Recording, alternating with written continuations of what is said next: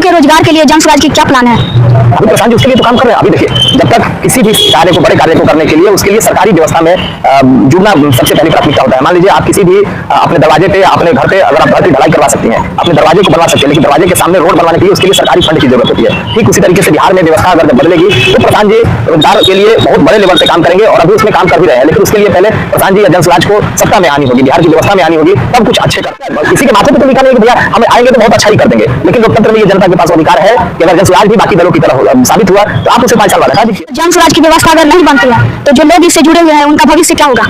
5 साल और संघर्ष करेंगे। अब घर में जैसे कोई हमारे भाई है या हमारे परिवार के कोई भी एक सदस्य है, यूपीएससी का तैयारी वो करता है और अगर वो एक बार सफलता नहीं हासिल हुआ, पूरे परिवार जैसे उसके साथ पीछे संघर्ष कर रहे थे, आगे भी फिर संघर्ष करेंगे। 5 साल फिर ये पूरे परिवार मेहनत करेगा, जन स्वराज के लोग मेहनत करेंगे, लेकिन बिना बदलाव के पीछे नहीं हटेंगे। बिहार की व्यवस्था बदलिए, सरकार बदलने से नहीं होगा, व्यवस्था बदलना पड़ेगा। व्यवस्था बदलने के लिए वार्ड से लेकर के और जब एमपी तक बदलेगा, वार्ड से लेकर के मुखिया मुख्यमंत्री तक बदलेगा, तब जाकर के ये व्यवस्था बदलेगी। और उस मुहिम में हम लोगों ने लगा हुआ है। जो लोग बराबरी नहीं कर सकते वो बुराई ही करते हैं, उनकी अब कैपेसिटी नहीं रही है, उतनी क्षमता नहीं रही है कि वो प्रशांत किशोर की बराबरी कर सके, जन स्वराज की बराबरी कर सके, तो बुराई करके लोगों को ये बातें फैलाएंगे, प्रोपेगेंडा फैलाएंगे और उसके अलावा लोग कुछ नहीं कर सकते। प्रशांत किशोर जी 2014 में मोदी जी के साथ काम किए बीजेपी ने और 2015 में नीतीश कुमार के साथ भी काम किए, तो ये एक वर्ग से नई पार्टी बनाने के पीछे क्या मकसद है?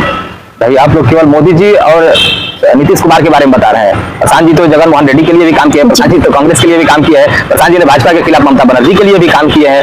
ये तो सभी के लिए काम किया है। उस वक्त इनका ये व्यवसाय था, इनका ये बिजनेस था, इनका ये कार्य करने का एक यही इनका काम था कि जो ये चुनावी रणनीति का काम करते थे, सभी को सलाह देते थे। तो इनका एक तरीके से ये काम करने का तरीका था कि अलग अलग दल के लिए जिनको जहाँ काम मिला वो काम करते थे। वो ये सभी के लिए काम किए हैं। स्पेशल कोई ऐसा नहीं है कि पूरे जीवन में केवल भाजपा के लिए ही काम किए हैं और जदयू के लिए काम किए। नमस्कार, मेरा नाम है लक्ष्मी। आज हमारे साथ रोहतास जिला के वाहिनी प्रमुख जुड़े हैं जिनका नाम नीलकमल पांडे है, तो इनसे हम कुछ जानना चाहते हैं। स्वागत है भैया आपका हमारे न्यूज चैनल। बहुत धन्यवाद लक्ष्मी जी, जो आपने अपना कीमती समय निकाल करके और हमसे बातचीत करने के लिए आए। जी, आप प्रशांत किशोर जी की व्यवस्था में कैसे जुड़े और आप कौन से पद पे काम कर रहे हैं? नहीं, मैं प्रशांत जी के इस व्यवस्था से एक्चुअली 2020 से जुड़े हुए हैं। प्रशांत जी के साथ जब बात बिहार की चल रही थी, उस वक्त हमारी प्रशांत जी से बातें हुई थी, हम लोग मिलने आए थे। तब प्रशांत जी ने कहा था कि कोई नया व्यवस्था एक स्टार्ट करेंगे। तब जन स्वराज की बातें नहीं थी, उस वक्त जन स्वराज नाम नहीं था। प्रशांत जी बताया कि कुछ नया व्यवस्था हम लोग बनाएंगे, उसमें अब आप लोग आइए, साथ दीजिए और सारे युवाओं को बिहार के लोग जुड़े और एक बिहार में बेहतर कार्य किया जाएगा जो बिहार के हित में होगा। तो उस वक्त जब तक हम जुड़े रहे तब तक बात बिहार की डिजिटली प्लेटफॉर्म चलती थी और उससे मैं जुड़ा रहा। फिर 2021 में भी हम लगातार साथ रहे। 2022 में 2 अक्टूबर 2022 में जब प्रशांत जी अपना यात्रा स्टार्ट किए तो यात्रा में हम गए, फिर हम चले आए, फिर आते जाते रहे पद यात्रा में। हम तब से लगातार जुड़े हुए हैं। फिर हमने अलग अलग जगह पे कैंप चलाया और अभी हम जिला वाहिनी प्रमुख के पद पे दायित्व में है। जी, तो आप जन स्वराज से जुड़े, तो जन स्वराज की व्यवस्था से प्रभावित होकर जुड़े हैं या आगे जाकर आपको भी चुनाव लड़ना है? नहीं, अभी कोई चुनाव की मतलब नहीं बनती है। अभी हम लोगों की बहुत उम्र है चुनाव लड़ने के लिए। अभी पहले बिहार में एक बेहतर व्यवस्था बन जाए। जैसे हमारे जैसे लाखों युवाओं आज बिहार के बाहर जाकर के मजदूरी कर रहे हैं, तो मुझे लगता है कि अभी पहले बिहार में वो व्यवस्था बन जाए। चुनाव की अभी हम लोगों की कोई इच्छा नहीं है कि हम लोग कोई चुनाव लड़ने के लिए जुड़े हुए हैं। हम लोग जुड़े हुए हैं कि बिहार में व्यवस्था परिवर्तन हो। आज जो हमारे लाखों भाई जो है बिहार से बाहर काम कर रहे हैं, मजदूरी कर रहे हैं, उस चीजों से निजात मिले। 10-15 हजार की नौकरी उनको इसी बिहार में मिले, उसके लिए हम लोग रात दिन काम कर रहे हैं, मेहनत कर रहे हैं और भगवान का आशीर्वाद रहा तो ये स्थापित होगा भी। तो युवाओं के रोजगार के लिए जन स्वराज की क्या प्लान है? अभी प्रशांत जी उसके लिए तो काम कर रहे हैं। अभी देखिए, जब तक किसी भी कार्य को, बड़े कार्य को करने के लिए उसके लिए सरकारी व्यवस्था में जुड़ना सबसे पहली प्राथमिकता होता है। मान लीजिए आप किसी भी अपने दरवाजे पे, अपने घर पे अगर आप घर की ढलाई करवा सकती हैं, अपने दरवाजे को बनवा सकती हैं, लेकिन दरवाजे के सामने रोड बनवाने के लिए उसके लिए सरकारी फंड की जरूरत होती है। ठीक उसी तरीके से बिहार में व्यवस्था अगर जब बदलेगी तो प्रशांत जी रोजगार के लिए बहुत बड़े लेवल पे काम करेंगे और अभी उसमें काम कर भी रहे हैं। लेकिन उसके लिए पहले प्रशांत जी या जन स्वराज को सत्ता में आनी होगी, बिहार की व्यवस्था में आनी होगी, तब कुछ अच्छे कर पाएंगे। अभी व्यवस्था में आने के लिए लगातार रात दिनों मेहनत कर रहे हैं और कामयाब होंगे, इसके लिए अभी वो प्रयास में है। जी, तो तमाम पार्टियां तो यही कहती है कि हम आएंगे तो रोजगार दे देंगे, तो लोग कैसे भरोसा करें कि जन स्वराज आएगी तो इनकी सरकार आएगी तो सभी को रोजगार मिलेगी, हमारे राज्य से युवा पलायन नहीं करेंगे? नहीं, आप जो बता रहे हैं कि तमाम पार्टियां ये दावा कर रहे हैं, तो तमाम पार्टियां की जनता तो देख चुकी है। ये तो 30-40 साल से लगातार स्थापित पार्टी है। 75-70 साल से कांग्रेस को भी लोगों ने देखा है, 30 साल से आरजेडी को भी देखा है, 20 साल से पिछले नीतीश जी को भी देखा है, भाजपा को भी देखा है। ये तो जितने पार्टी अपने आप को ये दावा करती है कि हम कर देंगे, हम कर देंगे, तो ये तो लोगों ने देख चुका है जनता ने। अब तो बारी एक जनसुराज की है और इस बार जनसुराज के लिए जनता ने मूड बना लिया है और ये देखेगा। और अगर भरोसे नहीं हुआ तो लोकतंत्र में भाई सबके अधिकार है, 5 साल पे बदलने की भी जनता को ही अधिकार है। अगर जनता 5 साल के लिए बनाती है तो उसके ये पूरा पावर है को हटा भी सकती है। जनसुराज भी अगर सभी दलों की तरह आया तो उसे भी लात मार के जनता हटा देगी 5 साल पे। और क्या किसी के माथे पे तो लिखा नहीं है कि भैया हम आएंगे तो बहुत अच्छा ही कर देंगे, लेकिन लोकतंत्र में ये जनता के पास वो अधिकार है कि अगर जनसुराज भी बाकी दलों की तरह साबित हुआ तो आप उसे 5 साल बाद हटा दीजिए। अच्छा, अगर जनसुराज की व्यवस्था अगर नहीं बनती है तो जो लोग इससे जुड़े हुए हैं उनका भविष्य क्या होगा? 5 साल और संघर्ष करेंगे। अब घर में जैसे कोई हमारे भाई है, हमारे परिवार के कोई भी एक सदस्य है, यूपीएससी का तैयारी वो करता है और अगर वो एक बार सफलता नहीं हासिल हुआ तो पूरे परिवार जैसे उसके साथ पीछे संघर्ष कर रहे थे, आगे भी फिर संघर्ष करेंगे। 5 साल फिर ये पूरे परिवार मेहनत करेगा, जनसुराज के लोग मेहनत करेंगे, लेकिन बिना बदलाव के पीछे नहीं हटने वाले हैं। ये जितने भी जनसुराज को परिवार है, ये कोई पैसे से नहीं है, ये कोई राजनीतिक महत्वाकांक्षा से नहीं आए हुए हैं, ये बिहार की व्यवस्था के बदलाव के लिए जुड़े हैं और बदलाव करके ही रहेंगे। जनसुराज इस बार नहीं आई, 5 साल और मेहनत किया जाएगा, इसमें कौन सी बड़ी बात है। लेकिन कोई पीछे नहीं हटने वाला है, सभी युवा जहां आज है कल भी रहेंगे।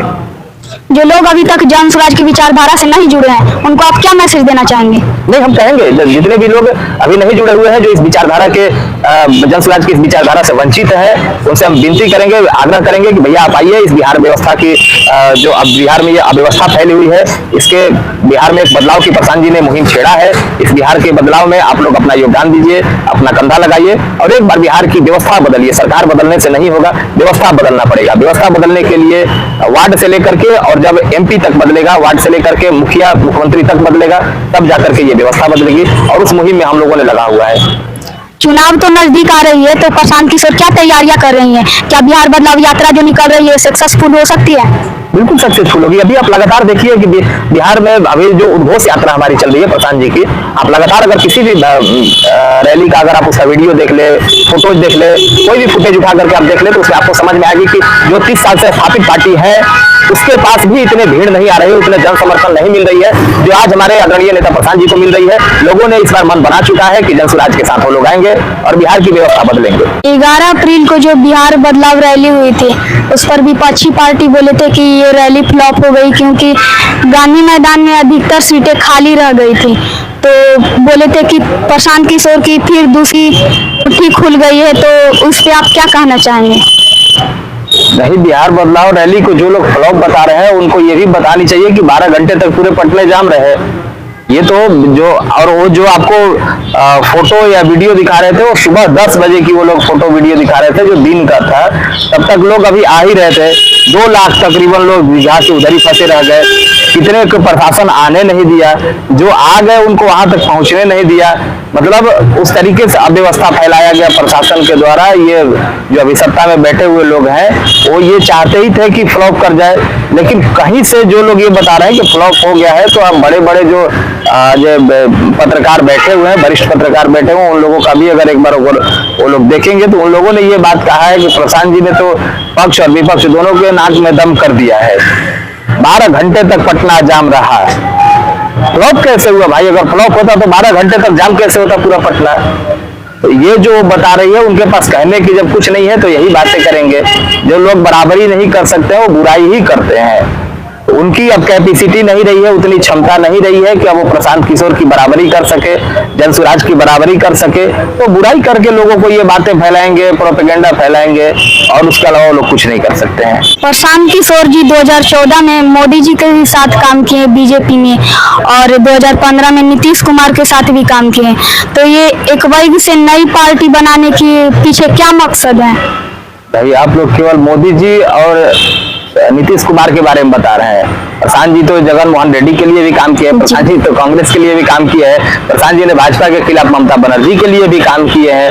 ये तो सभी के लिए काम किया है। उस वक्त इनका ये व्यवसाय था, इनका ये बिजनेस था, इनका ये कार्य करने का एक यही इनका काम था कि जो ये चुनावी रणनीति का काम करते थे, सभी को सलाह देते थे। तो इनका एक तरीके से ये काम करने का तरीका था कि अलग अलग दल के लिए जिनको जहाँ काम मिला वो काम करते थे। वो ये सभी के लिए काम किए हैं। स्पेशल कोई ऐसा नहीं है कि पूरे जीवन में केवल भाजपा के लिए ही काम किए हैं और जदयू के लिए काम किए हैं। ये उनके लिए भी काम किए हैं जो भाजपा के खिलाफ भी लड़ती है, ममता बनर्जी के लिए, ये जगन मोहन रेड्डी के लिए भी काम किए हैं, ये पंजाब में उनके अमरिंदर सिंह कैप्टन के लिए भी काम किए हुए हैं। तो ये भाजपा के खिलाफ भी काम किए हैं। अभी जो प्रशांत जी का आपका सवाल है कि अभी अचानक से इनकी कैसे मानसिकता बदल गई। अभी कुछ दिन पहले प्रशांत जी ने एक बड़े चैनलों पे इंटरव्यू दिया था, उसमें उन्होंने बताए थे कि हम तब के नीतीश कुमार की, उस नीतीश कुमार को हम मदद किए थे कि जब एक बार बंगाल में रेल दुर्घटना हो गई थी, तो वो नीतीश कुमार की नैतिकता जिंदा थी कि जिन्होंने एक रेल दुर्घटना में कुछ लोग मारे गए थे, उसमें उन्होंने इस्तीफा दे दिया कि हम इस पद के योग्य नहीं है, पद के काबिल नहीं है, हमारे वजह से इतने लोगों की जान जा चुकी है। अभी वो नीतीश कुमार ये है, अब वो नीतीश कुमार बन गए हैं कि जो शराबबंदी से 300 लोगों की जान चली जाती है और तभी नीतीश कुमार पैकेट में हाथ डाल करके कहते हैं हमको तो कुछ पता ही नहीं है, जो पिएगा वो मरेगा। तो अब उसके खिलाफ पहले के नीतीश में और आज के नीतीश में आसमान जमीन का फर्क है। पहले नीतीश कुमार एक सुशासन बाबू के लिए काम किए थे, आज वो नीतीश कुमार है कि राष्ट्रगान होता है तो ये हंसी मजाक और उसमें थपड़ी पीटते हैं। किसी के पिताजी के पुण्यतिथि में जाते हैं तो उनके बेटे के ऊपर ही फूल माला चढ़ाने लगते हैं। तो पहले के नीतीश में और अब के नीतीश में ये वो नीतीश कुमार है जो पहले कभी विकास पुरुष के नाम से जाने जाते थे, आज वो नीतीश कुमार है जो सदन में महिलाओं पे अभद्र भाषा का प्रयोग करते हैं। तो अब उनके अंदर वो लाज शर्म हया सब खत्म हो चुका है। तब बिहार में अब वो कोई नहीं बचा है। एक जो है जंगल राज का ही बात हो गया था, जंगल राज के ही स्थापित किए थे। एक जो है आज वो भ्रष्ट हो चुके हैं, उनका दिमाग ही काम नहीं कर रहा है। तब लास्ट में लगा कि नहीं भाई बिहार अब रसातल की तरफ जा रहा है, तो प्रशांत जी जैसे लोगों को आना पड़ा और बिहार की व्यवस्था में ऐसे एक नए लोगों में ऊर्जा डालने की प्रयास कर रहे हैं और बिहार की व्यवस्था के बदलाव करने की कोशिश कर रहे हैं। अच्छा, जो प्रशांत किशोर है ये बोलते हैं कि जब हमारी व्यवस्था या हमारी सरकार आएगी तो हम 15 मिनट के अंदर अंदर हम दारू चालू कर देंगे, तो इन पे आप क्या कहना चाहेंगे? क्या ऐसा करना चाहिए या जो प्रशासन जो अति कर रही है उसको और टाइट करना चाहिए? नहीं, जो प्रशांत जी कहे हैं वो बहुत अच्छी बात कहे हैं कि भाई 15 मिनट में हम बिल्कुल ही शराबबंदी हटा देंगे। वो किस लिए कहे हैं? अगर आज आप बिहार के जेल में चले जाए, 3 लाख लोग तकरीबन बिहार के जेल में बंद हैं। वो 3 लाख लोग किस परिवार के लोग हैं? किसी एक बता दीजिए कि वो बहुत बड़े गराज घराने के हो, किसी मंत्री के बेटे हो, किसी प्रशासन के बेटे हो, किसी शराब माफिया का बेटे है। वो ये लोग हैं जो सबसे ज्यादा गरीब परिवार के लोग हैं, जो रोजमर्रा की जिंदगी जी रहे हैं, जो जा करके मजदूरी करके खाने वाले लोग हैं। आज एक तरफ तो ये बात करते हैं गरीबों की बात है, एक तरफ ये देखिए कि जो 3 लाख परिवार है वो परिवार जेल में बंद है, जो वही कमाता था तो उसके पीछे इतने परिवार पलते थे, इतने लोग उसके परिवार कमाने से इतने लोगों का भरण पोषण होता था। आज वो सारे लोग जेल में बंद है। दूसरी बात की शराबबंदी है ही नहीं। आप अगर यहाँ बैठी है बोलिए, अगर अभी भी जरूरत है, आप पटना के अभी आप पाटलिपुत्रा गोलंबर पे है, अभी भी यहाँ पे आपको जरूरत हो तुरंत अभी होम डिलीवरी आ जाएगा। शराबबंदी जब है ही नहीं तो किस बात की शराबबंदी? इस शराबबंदी के नाम पे प्रशासन की जेब गर्म हो रही है, नेताओं की जेब गर्म हो रही है, शराब माफियाओं की गर्म हो रही है और इसमें गरीब मरते जा रहे हैं। दूसरी जो सबसे बड़ी बात है कि आप एक नशा छुड़ाने के चक्कर में, आपको लगता है कि शराब चालू था तो बहुत लोग नशा की तरफ बढ़ रहे थे। भाई वो नशा कुछ हद तक अच्छा था। मुझे तो लगता है कि आज जो ये गांजा और अफीम और चरस की तरफ लड़के बढ़ रहे हैं, युवा बढ़ रहे हैं, ये सबसे गंदा नशा है। तो शराबबंदी का ये साइड इफेक्ट एक और बढ़ गया है कि लोग सूखा नशा की तरफ बढ़ने लगे हैं। तो प्रशांत जी ने बहुत अच्छे बात कहे हैं कि इसको हटा करके शराबबंदी को उठा के फेंकिए और उस जो पैसे आ रहे हैं उसको शिक्षा में लगाइए, तब जाकर के बिहार के विकास होगा। ऐसा कोई नहीं। हम आपको एक साधारण सी उदाहरण देते हैं। सबसे ज्यादा शराब लोग कहाँ पीते हैं? गोवा में पीते हैं। गोवा का आज अगर किसी के दम है तो बता दीजिए कि कभी रोड पे, वहां तो सबसे ज्यादा गोवा के समुद्र में लोग जाते हैं, बीच पे मस्ती करते हैं। लेकिन आप बता दीजिए या कहीं देखी हो या कोई फुटेज अगर आपके पास आया हो कि गोवा में लोग शराब पी करके कहीं जाके मारपीट कर रहे हो, किसी को छेड़ दिए हो, किसी को गाली गलौज कर रहे हो, किसी को रोड पे चिल्ला रहे हो। नहीं होता है। शराबबंदी से ये कहीं नहीं है कि शराबबंदी का कानून ला करके आप किसी राज्य को सुधार सकते हैं, उसके लिए लोगों को प्रेरित कर सकते हैं। तो शराबबंदी बिल्कुल ही बिहार के लिए एक कलंकित हो गया है, इसको हटा करके फेंक ही देना चाहिए। और प्रशांत जी ने बहुत अच्छे बात कहे हैं और हम ये विनम्र विनती करेंगे प्रशांत जी से कि सच में इसमें विलंब न किया जाए। अगर आपकी सरकार बनती है तो इसको उठा के फेंक ही देना चाहिए। अभी जो करंट में पहलगाम अटैक हुई है, इस पर हमारे प्रधानमंत्री एक्शन नहीं लिए हैं, उन पे क्या कहना चाहेंगे? भाई देखिए, पहलगाम का जो घटना हुआ है वो काफी निंदनीय है। बहुत दुर्भाग्य हुआ है कि हमारे 28 देश के नागरिकों को, और देश ही नहीं बल्कि दूसरे देश के भी कुछ लोगों को उसमें मारा गया है। 2-3 ऐसे शायद मारे हुए हैं। ये उसकी कायरता दिखाती है पाकिस्तान की, या जो भी लोगों ने किया है ये बहुत ही निंदनीय है। प्रधानमंत्री जी इस पे रोज बैठक कर रहे हैं, रोज उस पे आए दिन कुछ न कुछ सोच रहे हैं। तो हमें लगता है कि वो देश के मुखिया हैं तो कुछ अच्छा ही सोच रहे होंगे और वो जवाब देंगे। प्रधानमंत्री जो अभी निर्णय लेंगे, जन सुराज उनके साथ है, पूरा देश उनके साथ है। जो निर्णय लेना चाहते हैं उसके लिए पूरा देश उनके साथ है। जैसा वो कदम उठाएंगे हम लोग उनके समर्थन में, पूरा देश समर्थन में, चाहे पक्ष हो विपक्ष हो, जनसुराज हो या जनसुराज से जुड़े एक एक नागरिक हो, बिहार के एक एक नागरिक प्रधानमंत्री जी के हर फैसले के साथ है। जो कदम उठाना चाहेंगे उसके साथ है। जो ये पहलगांव अटैक हुए उसमें जाति धर्म पूछ करके मारा गया है, इन पे आप क्या कहेंगे? नहीं, ये बहुत निंदनीय घटना है कि भाई वहां पे धर्म पूछ करके मारा गया है। जाति की तो हमारे पास नहीं आई है, मतलब धर्म पूछ करके मारा गया है, ये काफी निंदनीय है। जाति पूछ करके नहीं मारा जाना चाहिए। हालांकि जबकि उसमें एक मुसलमान भी मारा गया है, वहाँ कश्मीर के वो जो नागरिक थे वो भी मारा गया है। अब कैसे मारा गया, ठीक है, अगर वो धर्म पूछ करके मारा है तो हम भी धर्म बता के मारेंगे, देश के लोग भी धर्म बता के मारेंगे, हमारे भारतीय सेना भी धर्म बता के मारेगी। उसके लिए बहुत घबराने की जरूरत नहीं है। प्रधानमंत्री जी हर फैसले लेने के लिए स्वतंत्र हैं और देश के एक एक नागरिक उनके साथ है। जो ये हिंदू मुस्लिम भाई जो कुर्बानी दी है अपनी जान की, तो उनको अब सरकार की तरफ से क्या मदद होनी चाहिए? नहीं, अभी तो हम लोगों की सरकार की मदद करनी चाहिए, कि सरकार के साथ खड़े रहने चाहिए। हम लोगों को ये सरकार को हिम्मत देना चाहिए कि सर आप जो फैसला लेना चाहते हैं आप वो लीजिए। हम हिंदू मुस्लिम सिख ईसाई जितने भी देश में रह रहे हैं, इस भारत माता की इस धरती पे हम लोग रहने वाले लोग हैं, सभी लोग सरकार के साथ हैं और आप जो फैसला लेना चाहे लीजिए। सभी हिंदू मुसलमान सिख ईसाई आपके साथ हैं। जैसा कि कहा जाता है कि अभी अगर इंदिरा गांधी रहती तो तुरंत एक्शन ले लेती, तुरंत पाकिस्तान में हलचल मचा करके रख देती, देश को बर्बाद करके रख देती, पर मोदी जी एक्शन लेने में इतना टाइम लगा रहे हैं, तो इन पर आप क्या कहेंगे? एक्शन नहीं लिए हैं, उन पे क्या कहना चाहेंगे? भाई देखिए, पहलगाम का जो घटना हुआ है वो काफी निंदनीय है। बहुत दुर्भाग्य हुआ है कि हमारे 28 देश के नागरिकों को, और देश ही नहीं बल्कि दूसरे देश के भी कुछ लोगों को उसमें मारा गया है। 2-3 ऐसे शायद मारे हुए हैं। ये उसकी कायरता दिखाती है पाकिस्तान की, या जो भी लोगों ने किया है ये बहुत ही निंदनीय है। प्रधानमंत्री जी इस पे रोज बैठक कर रहे हैं, रोज उस पे आए दिन कुछ न कुछ सोच रहे हैं। तो हमें लगता है कि वो देश के मुखिया हैं तो कुछ अच्छा ही सोच रहे होंगे और वो जवाब देंगे। प्रधानमंत्री जो अभी निर्णय लेंगे, जन सुराज उनके साथ है, पूरा देश उनके साथ है। जो निर्णय लेना चाहते हैं उसके लिए पूरा देश उनके साथ है। जैसा वो कदम उठाएंगे हम लोग उनके समर्थन में है, पूरा देश समर्थन में, चाहे पक्ष हो विपक्ष हो, जनसुराज हो या जनसुराज से जुड़े एक एक नागरिक हो, बिहार के एक एक नागरिक प्रधानमंत्री जी के हर फैसले के साथ है।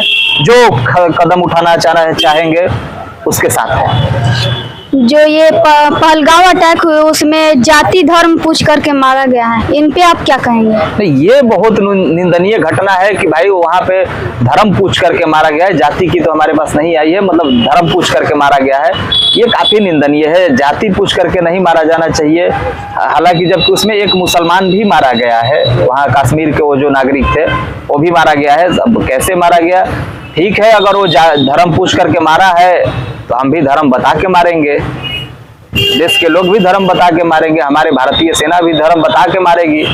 उसके लिए बहुत घबराने की जरूरत नहीं है। प्रधानमंत्री जी हर फैसले लेने के लिए स्वतंत्र हैं और देश के एक एक नागरिक उनके साथ है।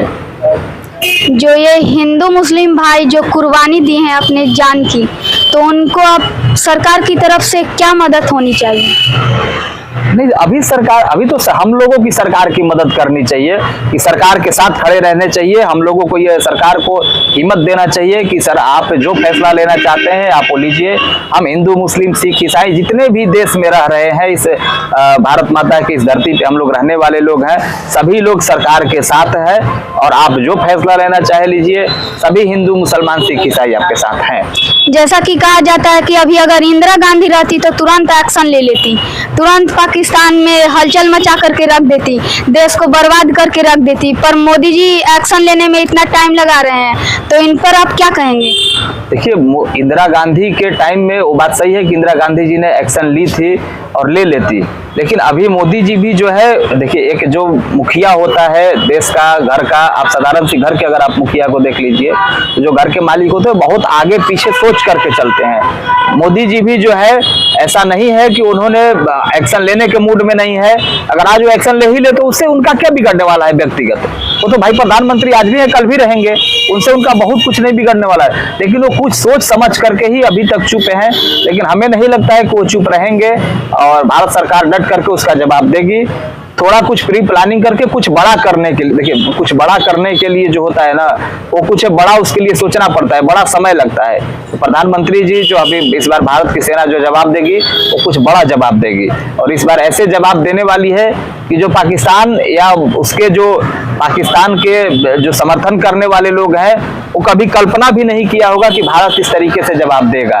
तो ये जो लोकल कश्मीरी भी मिलकर के ये हमला में उनका भी हाथ है, उनको आप क्या कहेंगे? बिल्कुल वैसे लोगों को बिल्कुल ही उसी तरीके का सजा देना चाहिए, मतलब मौत के बदला मौत ही होना चाहिए। उन लोगों को हमें नहीं लगता कि जेल भेजना चाहिए, मामला कोर्ट में जानी चाहिए, ये होनी चाहिए, कुछ नहीं, मौत के बदला मौत। जो भी देश के गद्दार हो उसको उसी भाषा में जवाब देना चाहिए और उसको उसी भाषा में समझाना चाहिए। अगर उसने देश में गद्दारी किया है तो गद्दारी के बदला मौत होनी चाहिए, उसमें किसी तरीके का कोई परहेज नहीं होनी चाहिए, किसी तरीके का किसी को बचाया नहीं जाना चाहिए, किसी को छोड़ना नहीं चाहिए, सबको उसी भाषा में जवाब देना चाहिए कि हमारे देश के 28 नागरिकों को जान गई है, उन लोगों को भी उसी तरह मार देना चाहिए।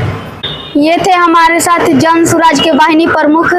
मिलते हैं अगले वीडियो में किसी और शख्स के साथ, तब तक के लिए जय हिंद।